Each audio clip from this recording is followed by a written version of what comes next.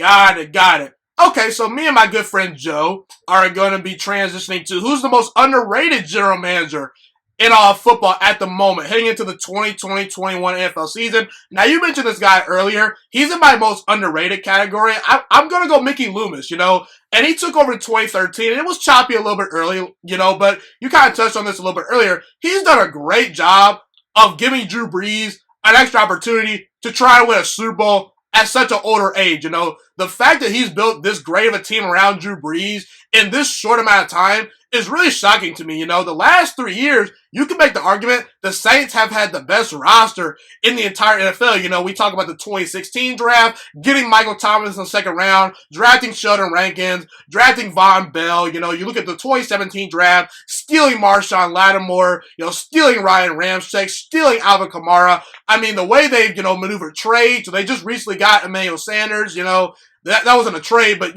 he's made some decent trades, They've managed the draft very well. He has a very good eye for personnel, and I don't think anyone really talks about him. So that's why I have him in the underrated category. If I were to say someone else, I'd probably mention the Buffalo Bills general manager. I forget his name. I apologize for not being prepared for that. But yeah, I think that he's done a very good job. And if Josh Allen pops this year, I look at the defense, the offensive line, the way they retooled that thing, good wide receivers training for Diggs. Buffalo's got something cooking. But I'm going to go Mickey Loomis as the most underrated general manager. The New Orleans Saints GM, I think he's done a great job.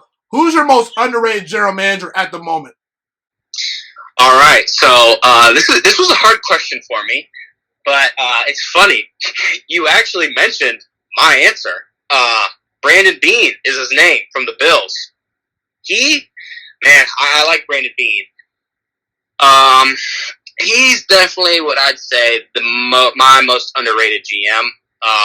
No one really knows who he is, but if we look at what he's done with the Bills team, the Bills were almost a joke for a while. I mean, they've been known for their crazy fans and the Bills Mafia, but, they haven't really ever been known for the football team itself. But Beane is really changing that and creating the culture there in Buffalo. I mean, if you look at some of the players he's got, okay, he's drafted Tre'Davious White, Ed Oliver, which was a steal at 9 overall, Corey Ford, your starting right tackle in the second round, Devin Singletary was a third-round pick, Tremaine Edmonds, he's great at the middle linebacker position. I mean, you trade Stephon Diggs with Minnesota. The Bills made the playoffs this past year with Josh Allen being like a shaky quarterback. And that offense wasn't great by any means. I mean, you look at the offense, okay? They have Josh Allen, above average QB, but hasn't really been amazing yet. Hasn't popped yet. Still developing. Exactly. You have Devin Singletary, pretty good running back, not elite, but you look at the weapons. I mean, who was their number one last year? John Brown? I mean, their starting tight end is Dawson Knox. Nothing against these guys, but they're not world beaters. So they want to get more explosive and with better targets, and they get Stephon Diggs. Perfect trade. I mean, you're sitting there. They have the 22nd pick, I believe, 22nd, 23rd, and they didn't really like any of the guys on the board. So why not go get an established receiver in Stephon Diggs? And I think if Josh Allen can hit his full potential as a thrower of the football, man, really watch out for Buffalo. They might start looking to take that division. Honestly, they draft really, really well. I mean, I mentioned some of the guys he drafted, and this has all been recently. I mean, this is all within the last 3 years.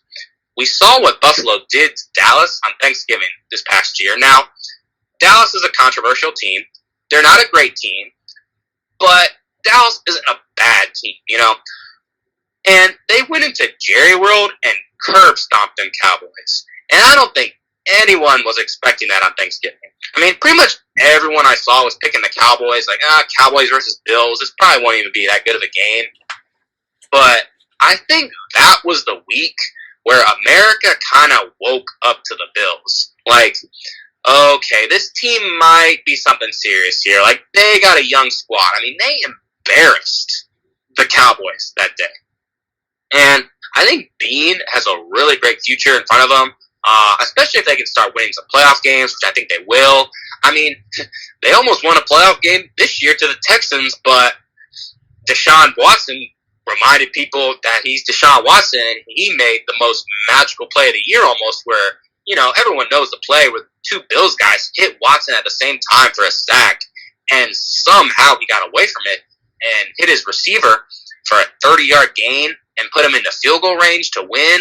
I mean, that was a great game. I remember watching it at the restaurant I was at, and it sucks the Bills had to lose because I really do like Brandon Bean. I've watched some videos on him, but I think he's definitely my answer for the most underrated GM. Yeah, and to circle back to your Cowboys point, the Dallas Cowboys had stars. You look at Amari Cooper, Ezekiel Elliott, I don't think Dak Prescott's all that great, but a lot of people know who he is, The Cowboys had some real stars, but you look at Buffalo, they're not the most flashy team. They didn't go out and sign a guy like Amari Cooper, who's on the free agent block. I don't think that he was going to be there, because he was very expensive. But yeah, you look at some of the moves Buffalo's made, they don't make these big name moves. They don't go after star players. They find guys that fit their system, fit their scheme, and they just go about their business. And I think Buffalo's doing some good things. So yeah, I like that answer right there. Thank you so much for watching this video today. Please also note that the Juice Alert Sports Podcast is not just a YouTube channel. It is available on all podcasting platforms, including Spotify, Google Podcasts, iTunes, and Apple Podcasts. Also, if you enjoyed this video, be sure to like, comment, subscribe, and share this content with all your friends. This podcast is my favorite thing in the entire world right now. It is my passion. And I want more people to listen to this podcast. I really want this podcast to grow. Also, a fun fact about me is that I want to go into the sports broadcasting and media world once I graduate from the University of Toledo, a college in Northern Ohio. I am looking to become one of the next great sports broadcasters and analysts out in the world. And I potentially would like to start my own network if this podcast really truly grows. Or if I fall short of that goal, I would love to work for a big-time network like ESPN or Fox Sports 1. I am open to all networks. So if you believe in my dreams and you see or hear my passion through the screen, be sure to tell all your friends about the Juice Alert Sports Podcast. Stay motivated, you guys. Have a God-blessed day, and I'm out.